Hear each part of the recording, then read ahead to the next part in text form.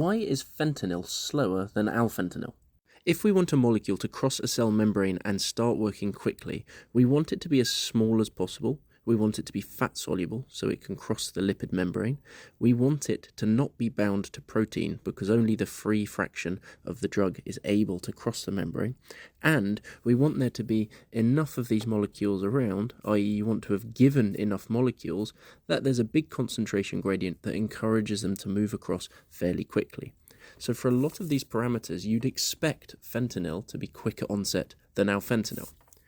Fentanyl has a molecular size of 336. Alfentanil's 416, so it's a bigger molecule. So you'd expect alfentanil to be slower as a result. If you look at protein binding, fentanyl is only 84% protein bound, while alfentanil is 92%. Again, you'd expect alfentanil to be slower. Looking at fat solubility, fentanyl is 8 times more fat soluble than alfentanil. So here are 3 reasons why you'd expect fentanyl to be faster onset, but it's not. And the reason is the pKa. This is the pH at which a molecule is 50% ionized. We've done other videos on pKa to explain it, but essentially, if you take a basic or an alkaline molecule and put it in an acidic environment, it will ionize. Likewise, if you take an acidic molecule and put it in a basic environment, it'll ionize. The pKa is simply the pH at which half of the molecules are ionized. And for fentanyl, it's 8.4, and for alfentanil, it's 6.5. So at physiological pH, which is about 7.4, 90% of the alfentanil molecules are unionized, which is good. It means they're not charged, they can cross the membrane.